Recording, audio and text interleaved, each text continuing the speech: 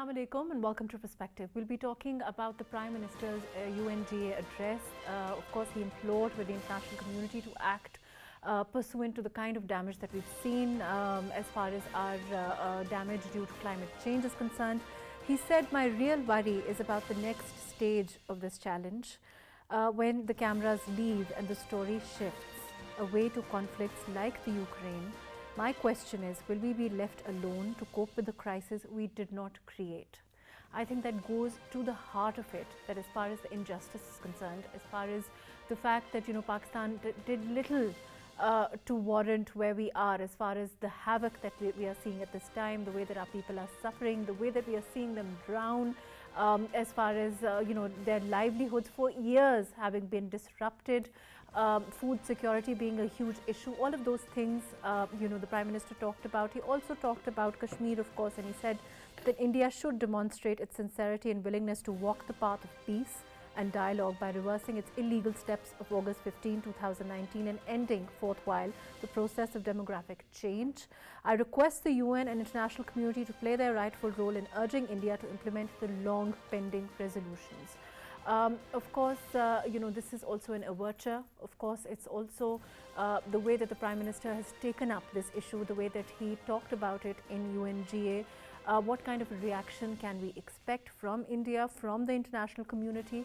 We'll be talking about all of that later. A little later on in the program, we'll also be talking about the political scenario at this time as far as the PTI is concerned, as far as the call for early elections and how unwarranted it is at the time that it is being asked, as pursuant to the scenario as far as the floods are concerned, expenditure wise, the tumultuous time that we are seeing, also the economy being where it is. All of that today on Perspective. I have with me Dr. Jameel Khan, who's a former ambassador. Thank you so much for joining us today. We also have with us Nayab Jan Gohar, who is leader PPP. Thank you for joining us. And we also have with us Javed Siddique, who is a senior analyst. Thank you for joining us. Jameel Saab, let me start off with you. As far as the overall situation is concerned, after the Prime Minister spoke in the UNGA, he stressed on, a few salient points. One, of course, being the devastation that Pakistan has seen and we are undergoing. At this time, the suffering that we are seeing our people go through every day, pursuant to the flood damage that we've seen, the climate damage that we've seen. What kind of reaction do you expect from the international community when we talk about precedents? Of course, this is an unprecedented situation as far as climate damage is concerned. Will we see an unprecedented reaction, in your opinion?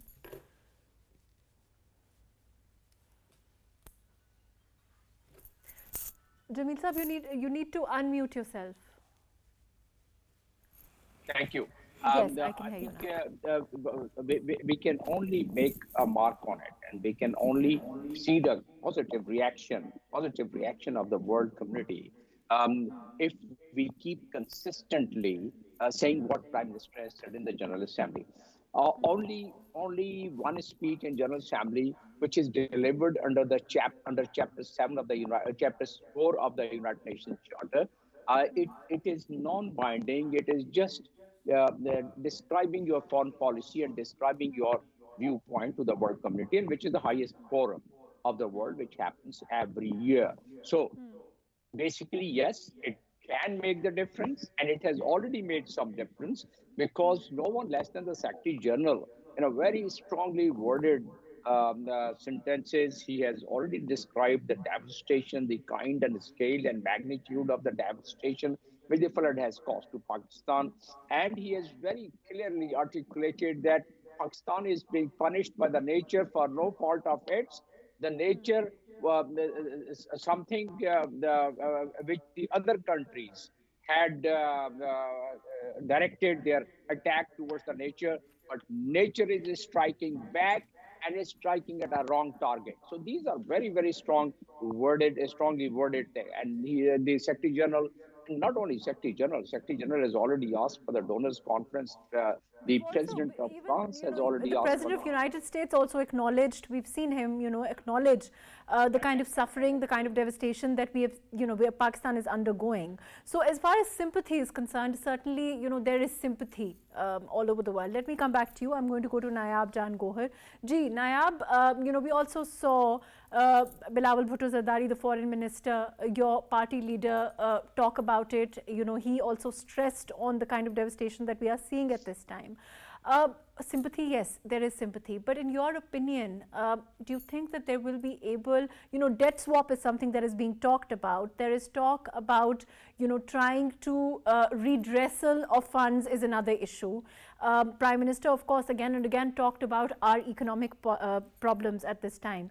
Do you think there will be, the world will go a step forward? There will be perhaps that extension of help that we are looking for? Thank you very much, Mahrukh. I think what we can do whenever we speculate, we must look at what has happened so far, and on the basis of that, we can speculate as to what might happen in the future. So what we've seen in the last 2 months or so, ever since Pakistan has been faced with this very dire climate catastrophe, is an absolute willingness by the government of the day, particularly by the Foreign Office and by our foreign minister, to convey this message to the entire world. And I'll tell you, there were certain stages over here which I think we've already passed those stages successfully, which is why I do think that there is a lot of chance for success in the future. The first stage was to convince both people at home and outside of Pakistan that this is indeed a climate-induced catastrophe. Because, the debate around climate change is still something that we see that it's being pushed, but it's still, we still have reluctance. We see reluctance in a lot of countries in the world about accepting the true nature and scale of what climate change is. The second thing was to make the global community accept that Pakistan has not contributed to this condition and has not contributed to this catastrophe. I think that particular stage is extremely important. And the way that the foreign minister and the climate minister and yesterday the prime minister have fought Pakistan's case forcefully on this particular issue has been very impressive so far. And the third point is to bring the global community together to stress the fact that this is something that is a global problem, and particularly the countries that are most vulnerable to climate change, they do need to intervene. So there's already, as you mentioned, talk about debt swapping. There's already talk about climate reparations. I think these are massive diplomatic successes to put Pakistan on the Right, let map. me come back to you. Nayab, I will come back to you. We have with us Shahza Fatma Khwaja, who's leader PMLN. Thank you for joining us. Shahza, can you hear me? Ji, thank you so much, Mahrukh. Shahza, overall, we've seen the Prime Minister, we've been talking about the efforts he's made, the way that he's implored with the international community on the issue of climate damage that we've seen. Again, in your opinion, of course, the efforts are there. There is a dedicated effort. There is one-point agenda that we've seen this government talk about again and again, the floods and their impact all over Pakistan, 1/3 of Pakistan being underwater. But there is also that hypocrisy of the world that, we're not strangers to that also. In your experience, are we going to be able to see an extension of help? Are we going to be able to see, measures like perhaps, redressal? There is help that's come from France. We've seen that already. But more help, you think that after his address, there will be good news in your opinion? Bismillah ar-Rahman ar-Rahim. Thank you very much, Mahrukh. I think Pakistan has very effectively pleaded its case in the international community so far. And again and again, we've reiterated, whether it's the Prime Minister, whether it's the Foreign Minister, whether it's the Finance Minister, that this disaster is not of Pakistan's doing. And Pakistan being, less than 1% contributor to the carbon emissions globally, and yet being in the top 7 countries that are most vulnerable to climate change, is one of the largest affectees and victims till date. And with 33 million people affected, displaced, thousands who've passed away, families have been, destroyed. We're looking into a lot of internal migration issues. We're looking into a health crisis like malaria, and dengue right now is also catching up. So we're looking into a lot of issues, infrastructural, destruction of houses, schools, crop cultivation. I think that we will require a repeated reminder to the global world because the impact of this level and this scale of disaster is going to take years and years to recover. And this is much bigger than the 2010 crisis as well. And it took a lot of effort to bounce back from there. Right. On that note, yeah. Right, Shahzad, I think that you've put it very rightly, you've put it very aptly. Please stay with us. I will come back to you. Javed Saab, you know what Shahzad says, I think she's put it very aptly. She says that they're going to need reminders again and again. I don't think there's any doubt about that because, we can't shy away from the reality of, as far as the G8 are concerned, as far as their pledges are concerned, their promises are concerned. We talk about the Green Climate Fund or we talk about the Paris Agreement and, the pledges that they were made under those agreements. Those owning up to those agreements themselves have proved a challenge. Yeah, it is a challenge. I think Pakistan has made its case very strongly at the UNGA. Right. And the Prime Minister and the Foreign Minister have put up our case very strong-wordedly. And I think the world has listened to our leaders there. But at the same time, I think the world needs to take actions. And that is what Pakistan But needs. Javed, this is a very different, this is a different kind of flood. This is, if we compare it to the 2009-2010 devastation, and the reasons for it also. Yeah, the scale and the intensity of devastation that has been caused by these floods is unprecedented. And the world recognizes it. The UN Secretary General, who was on a visit to Pakistan, has made it very clear to the world community that Pakistan is suffering because of doings of other countries. Pakistan hasn't contributed much to this climate change, but Pakistan is one of those countries, one of 5-6 countries which are suffering because of this climate change, not caused by Pakistan or these countries. Let me come back to you. Yes. Dr. Jamil, can you hear me? Yes, I can. Dr. Jamil, as far as, when we talk about the stage of it, which is something that Nayab mentioned, and, she said that it's about whether acceptance of the world, one, that they acknowledge the fact that this is not something that Pakistan is responsible for. I think that is effectively done. They do acknowledge that Pakistan is not responsible for the carbon emissions. We are, of course, less than 1% as far, emitter of these emissions. And therefore, but we are unfortunately the more vulnerable. And I think the world acknowledges that. The world also acknowledges that there is unprecedented damage that a country like Pakistan is suffering at this time. So those two factors are there. Now the third factor, whether they're going to come out and help us, considering the fact that it's a post-COVID world, it's a debt-riddled economy all over the world, there is inflation, all of those factors at play also. Tamim Saab, can you hear me? I think there's a problem with audio. Nayab, I hope that you've been following. Can you hear me?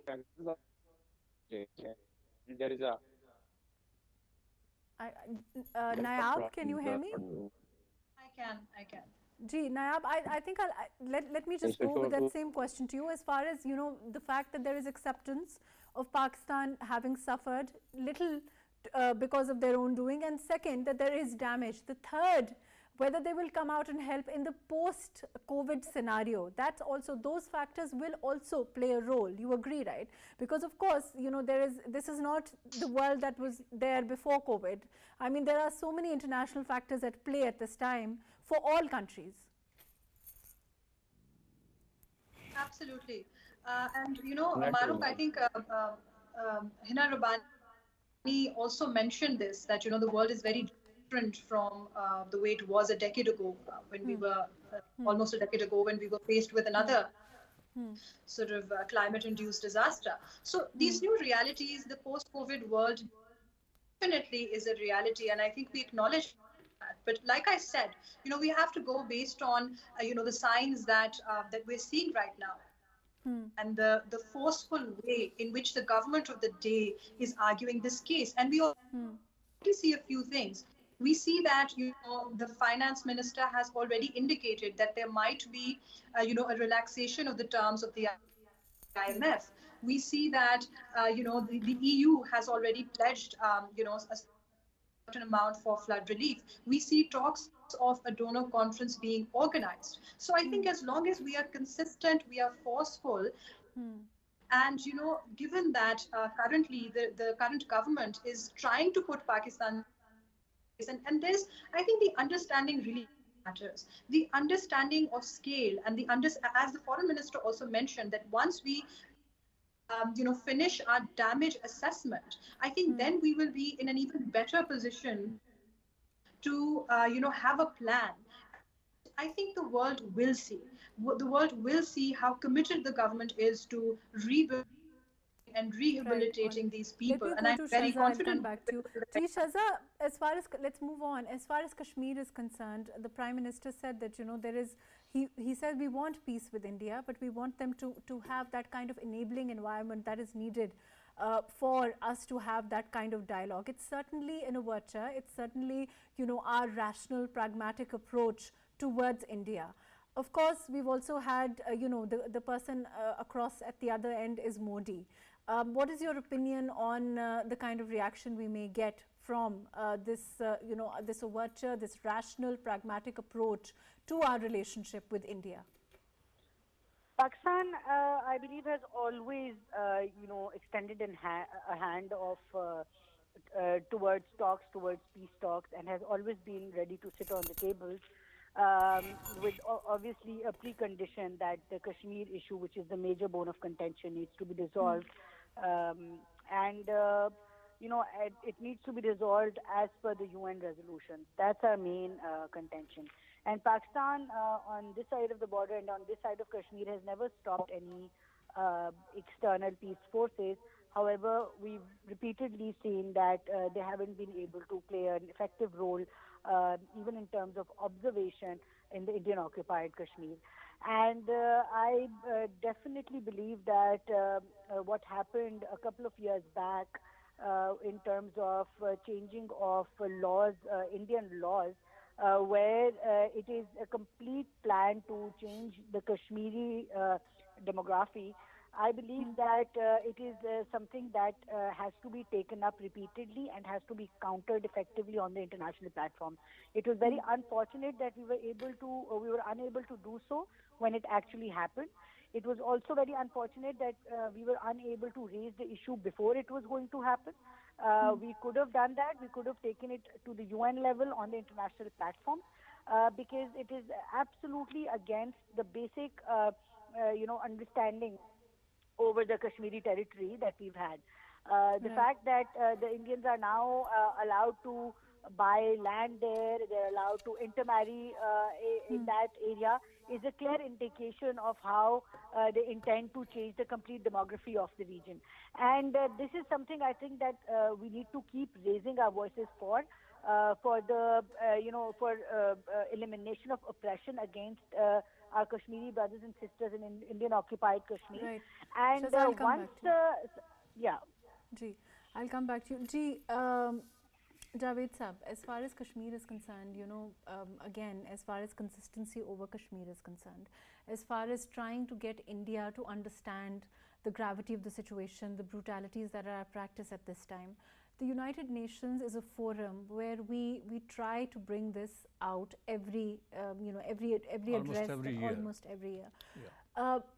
Of course, that hasn't really, I mean, there is an impact, there's no denying that, and the sincerity between, with which it is pleaded as far as the Prime Minister is concerned we know that it's right there.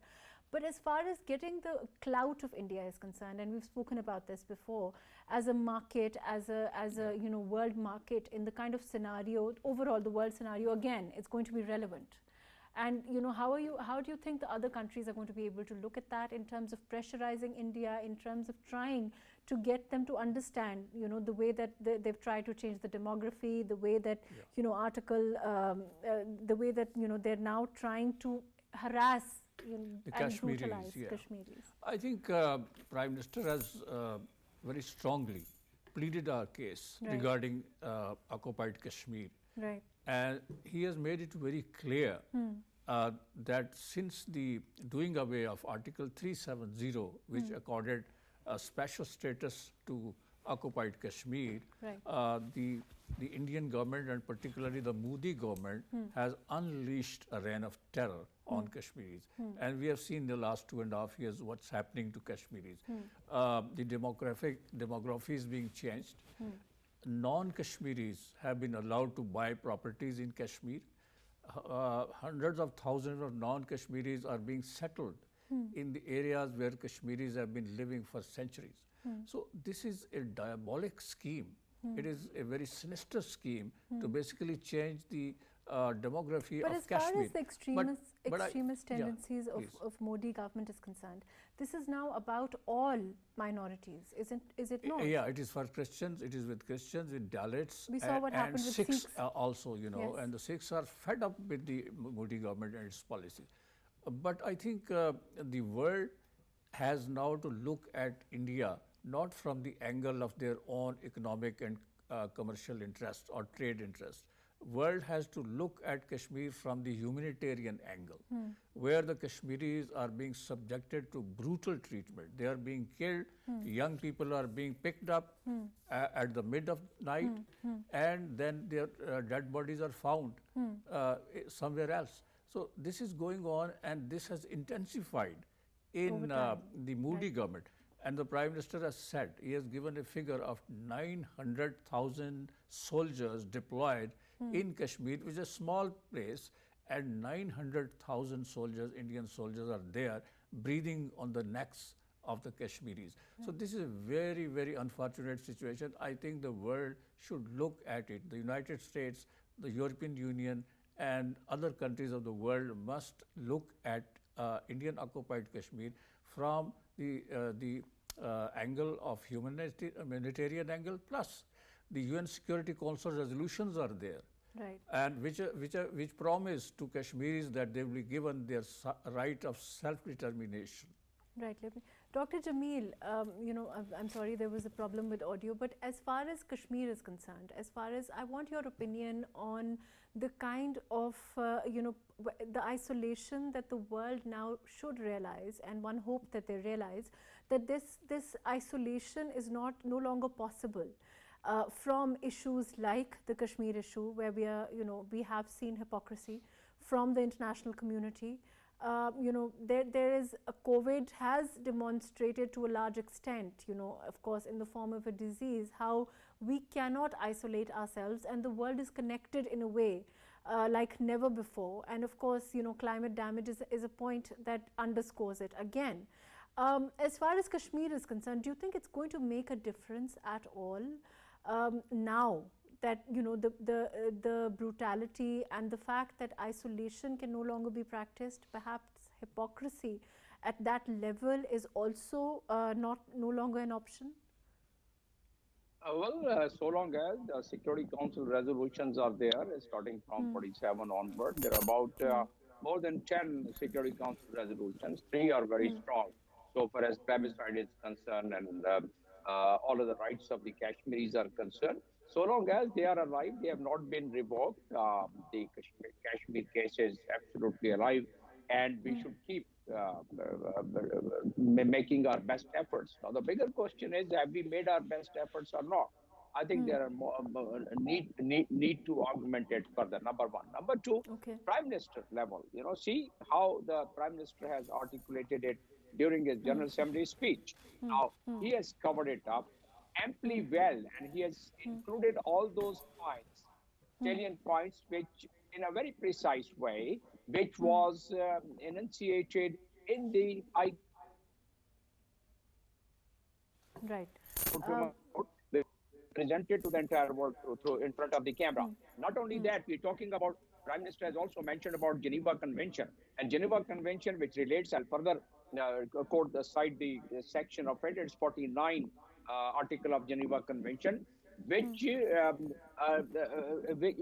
makes it as a criminal act for any occupying forces to change the demography or to bring people from outside and settle them in those disputed area. Prime Minister made a mention of that during his speech. Secondly, now we're talking about demography.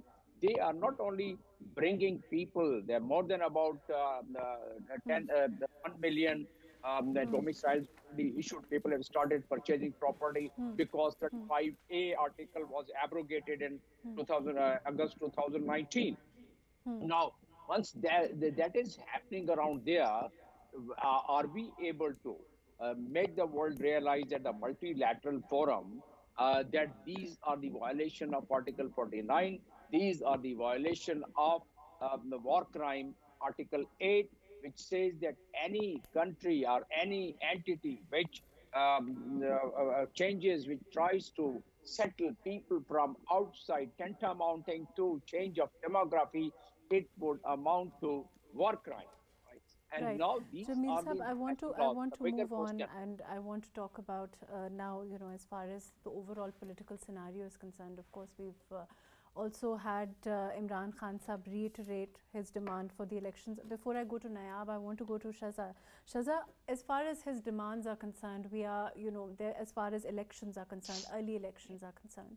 How does the government view this, in the sense that, of course, there's on the one hand, there is the protests that he's insisting upon, the call for protest nationwide, whether it's under the auspices of, he's talking about price hike or inflation, or whether it's a call for early elections, as we saw in the past. How do you see it panning out, considering, of course, the scenario at this time, the post, damage to floods that we are seeing with, rescue, relief and rehabilitation? It's something that we are going to be looking at further on. It's not something that we are still grappling with relief at this time. In that kind of a scenario, how does the government view this demand? Our point of view is very clear on this. First thing is that the elections will be held on time, which is next year. August 16th is the last date of the National Assembly, and that is when it will be dissolved and the elections will be conducted thereon. As far as their demand is concerned, we definitely feel that it's quite irrational to ask for elections in these circumstances. Elections incur a lot of expenditure. That is the first thing. And right now, we're actually at a point where each and every penny is being spent to ensure basic rights for our people across the country. Like I'll have to, at the cost of repetition, about 33 million people who are displaced right now. A lot of them living without roofs, families living without shelter, without health facilities. 75,000 women who will give birth without any medical facilities right now, this month only.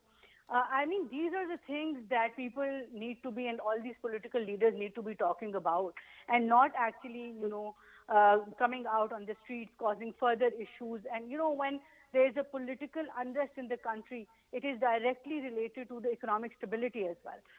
And also in terms of international investments, in terms of local investments, industrial growth, the political unrest has a negative impact every single time.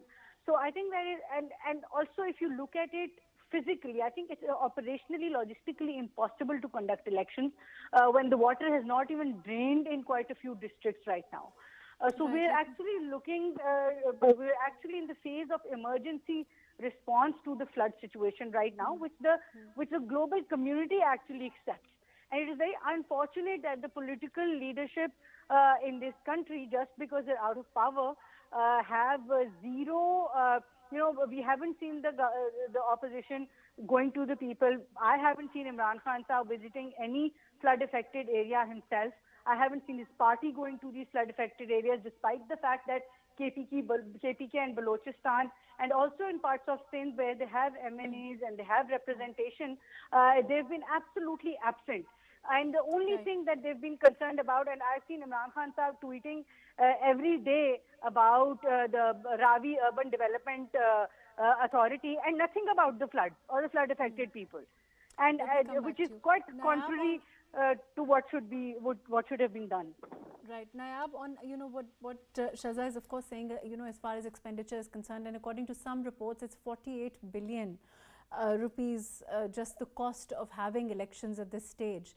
But of course, we've also now recently, according to the media, I mean, we don't know whether the unconfirmed reports, according to media, are that Imran Khan Sahib is saying that he's willing to sit with the government, come back in the assemblies if there is, one, an investigation on the cipher, and two, that there is perhaps talk on early elections. You think that there will be some kind of, this is a first in terms of his talking about agreeing to come back to the assembly. Do you think that there's a chance that there can be perhaps a step from the PDM, the government also, and things can actually start going in that direction instead of this coming on the streets and this agitation that we are seeing constantly?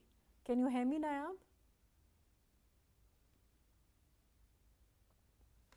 I think there's a problem with audio. I'm going to, before I go to Javed Sahab, I'm going to go to Shaza with the same question. Shaza, can you hear me?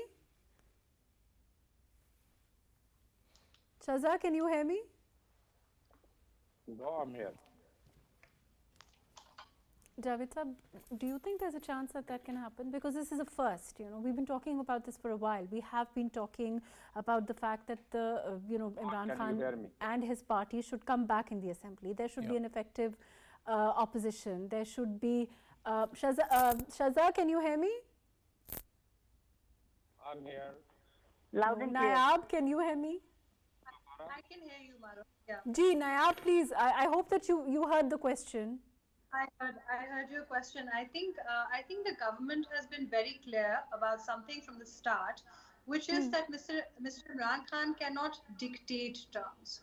I think this has been something that has been reiterated by multiple representatives of the government, that if he does want to come and sit on the table, then he cannot act, in a way that he's the one who gets to dictate all the terms, and he has to amend his behavior, he has to compromise, and he has to, when you talk about sitting for negotiations and when you consult on something, then your absolutist attitude must change. The second thing, MAHRUKH, I think that Shaza summed up wonderfully the logistical constraints that we have in terms of having early elections, but I also think that this is a moral question. It's a moral question of our priorities right now, and particularly the priorities of the Pakistan Tehreek-e-Insaf, a party that prides itself for being the flag bearer of morality and nationalism and whatnot. I think it really paints a very bleak picture of the political ideology of Mr. Imran Khan, that while 1/3 of the country is drowning and millions of people are displaced, the only thing on his mind is returning back to power. So I think that it's absolutely absurd to think, and as Shaza mentioned, we've seen him completely absent from the scenes of the flood. But not only that, we've seen him and his party supporters actively trying to hamper flood efforts by asking international donors not to donate to this government, and also by constantly spreading fake news about the flood efforts. So I think that all of this points to a very stubborn, kind of political ideology, which he has always had. But if something has changed, and if he has realized that, he cannot be, the special pampered child anymore, and if he wants to come and sit on the table, if that means that he is also going to listen and not just talk, then I think there might be a possibility. But I think early elections at this point, it's just practically and morally a repugnant option. Right. Javed Sahab, you think that as far as talking, between the government and, of course, first of all, we saw this steady refusal by Imran Khan Sahib for a while. He's been saying that he will not talk, he will not agree to talk. This, in that sense, it's a. Would you say that this is a breakthrough? How do you look at it? I think how do you? There's a shift in. I think there's a shift in the position of Imran Khan on the issue of elections, because he has been singularly pursuing the agenda of holding fresh elections and forcing the government to come to announce the date of fresh elections. That hasn't happened. because the government is consistently saying that it is going to hold elections on time, which is when their tenure comes to an end. But Imran Khan, I think within the party, there has been a debate whether this agenda of putting pressure on government and getting a date of election is viable, will it work or it will not. So I think he has realized, and that's why he has come out with a new suggestion, that if there is an inquiry into that cipher and election date comes under discussion, he is ready to come back to the National Assembly. Is it in your opinion, how do you look at it? Is it a face saving? Is it something that... It is a face saving because he is facing a very tough challenge to mobilize people in such circumstances when almost half of the country is underwater, totally inundated. Let me take Shahzad's opinion on this. Jameel Sahab, I will just come back to you. Please, stay with us. Shahzad, can you hear me now? Yes, I can. Shahzad, what is the PMLN stance? Will you be willing to sit with him? Would you like, of course, we've had the Prime Minister always say that he welcomes the fact that they can come as an effective opposition and that, talk about issues rather than this kind of agitative politics that we are seeing at this time. As far as PTI is concerned, we've had really bad experiences with them in the last 4 years. We've always extended a hand where we spoke about some sort of a commitment on economic issues, on national issues like Kashmir. We were there when the FATF legislation was to be done. We sat with them behind closed doors, and they came out and they just lied through their teeth on the floor of the House that PMLN and opposition wants NRO, and the same rhetoric that they use.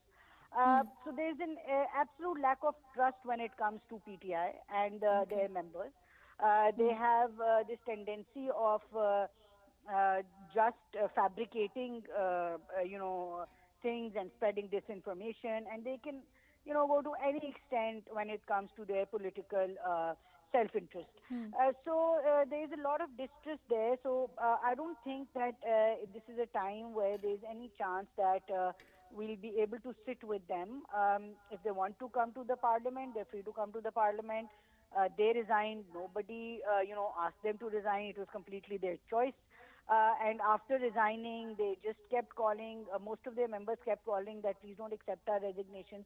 So they keep doing all of these things, and they keep spreading this false propaganda and playing to the galleries when actually there is no basis behind whatever they say. I mean, if you just look at the corruption narrative that they've taken, in the PTI's government, Pakistan went from 117 to 140th in the world on the Corruption Perception Index. So everything that they've been saying has been a lie. They've just based all of their political rhetoric on a false propaganda. So when they say that, this letter should be, this letter has gone to the National Security Council twice. We have their opinion on it. We have the opinions of the ambassadors on it. The person who's written the letter was also called in the National Security Council meeting. The letter is with the Supreme Court as well. I don't know what else is required when it comes to this letter. The text of the letter is public. This is just a kind of face saving that they're looking at, I believe. And they realized that it was a mistake. I'm hoping that they realize it was a mistake sitting out of the parliament. It's never a good idea to boycott the National Assembly, where your people have given you a mandate to represent them, to raise their voices. It is actually, I don't think, fair for the people as well that you sit out of the parliament. But right now, it seems like it's kind of a face saving, and they're looking for some sort of a middle ground to come back in the mainstream political arena. Right, fair enough. Jameel Sahab, I want to take your opinion on this. Of course, for democracy, for there to be effective governance, for there to be a parliamentary procedure to continue, parliamentary style of politics to continue, dialogue is important. And if there can be a dialogue, of course, like Shahzad is saying, there is mistrust. That there is a history to that mistrust also. How do you see the future, in your opinion? Do you think that the parties can forget the past and perhaps move towards some kind of a working relationship at all? I think it's the public pressure which should make the politicians realize, including PTI Imran Khan. And the fact of the matter is, as it has already been discussed, that people are in a miserable condition. You know, they send the southern Punjab, Pakistan, front part of the KP. You know, at least I have seen some of the areas in the province of Sindh. People they have lost their houses. They are just on the roads. Even the canvas is not available to them. You know, they just under the open sky. They are lying down there. So much of devastation taking place. We've been discussing all the time about it. One, that pre-flood the problem was different. Now, post-flood, it would be very hard for us even, and what the international community would think about us. A, that is it constitutional pressure that the election must happen? The answer is no. The constitution says something different. You know, there has to be a cause for an early election, and the prime minister has the prerogative to call for the early election by dissolving the National Assembly. And if he doesn't want it, then perhaps there is no constitutional way that you can bringing in millions of people or thousands and hundreds and thousands of people. Then tomorrow any party, any aggrieved party can come over and pressurize the government to change and to go not follow the line of the constitution or the law. So that becomes very hard really to one. Second is that PTI mostly they comprises they normally have they're falling in the urban areas. The most people who are affected and having a very difficult time of their life, they are in the rural areas. And those people, how can they cast their vote? They've even lost their Shnakti card, they've even lost their identity. So they would not be able to cast a vote, even if you, by any chance, which I don't see, that you call for the early election. Secondly, right. Thank you so much for being with us. Unfortunately, Ji Jamil Sahab, I'll let you finish. Ji.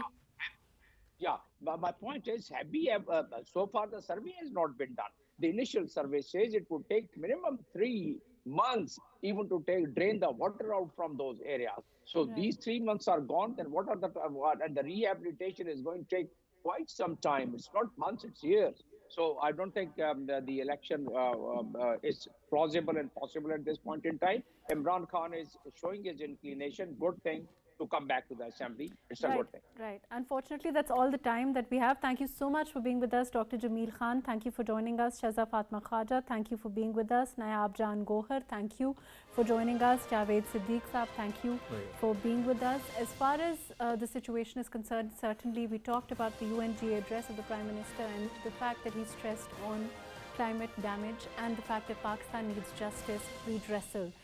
Not aid, not help, but redressal, and the fact that the world needs to own up and help Pakistan. Not because, the fact that Pakistan needs it, but also because the world needs to own up.